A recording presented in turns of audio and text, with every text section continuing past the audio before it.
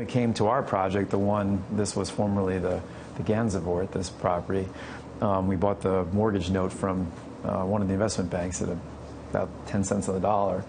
And that allowed us to get a basis in this property that we could spend close to $300 million in transforming it into something special. We had a lot of confidence in the market and particularly the beach market. Is there an appetite for the absolute high end or more of that mid-level? I mean, these are expensive units. Well, they didn't originally start out that expensive.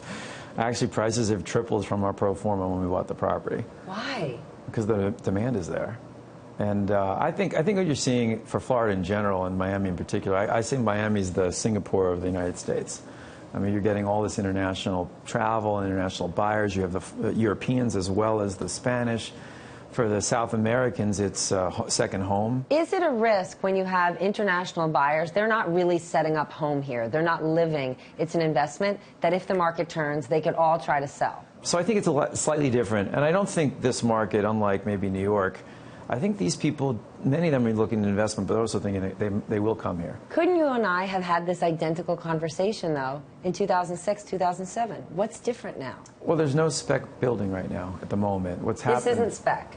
Well, not really. I mean, much to my chagrin, we sold about 75% of what we had to sell, other than the penthouses, which I kept off the market until we finished the hotel project here.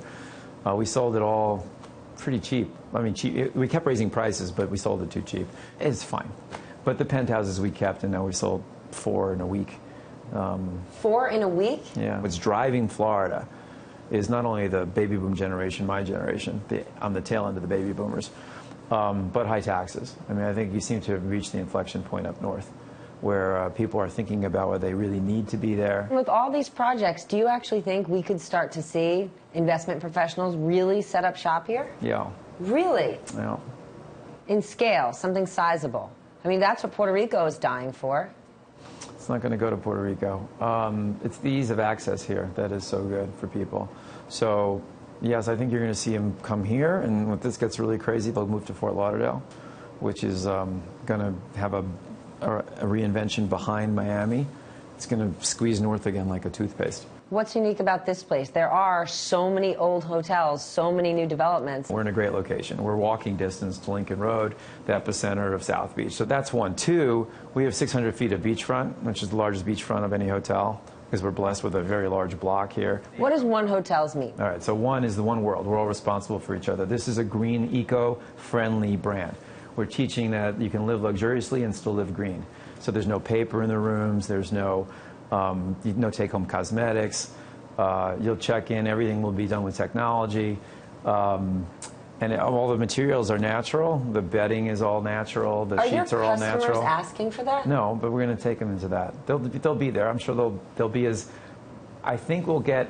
People will define themselves and say, I'm staying at the one. They'll say something about them and what they want to tell their kids. But Barry, this seems like, listen, a fantastic idea, but such a huge expense for you when Miami goers are saying, I want bottle service and babes. They're not asking for no cosmetics. We call it day life here, not nightlife. We're interested in day life. So we'll have our own market. If you want to get bottle service and babes, you'll just have to go somewhere else. We'll still have bottle service, but it won't be in a bottle.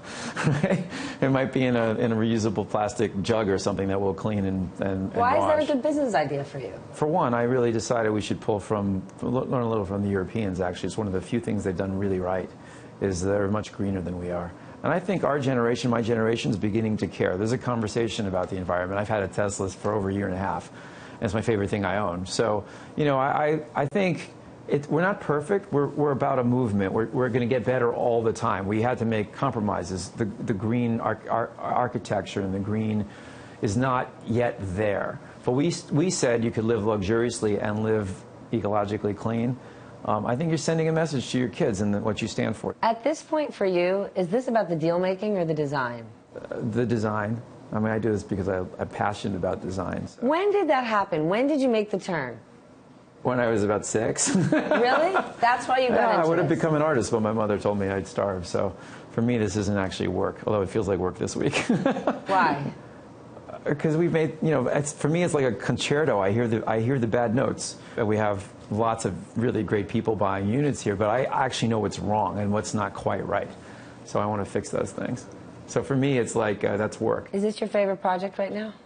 Oh yeah, they're always my favorite. The last one is always my favorite.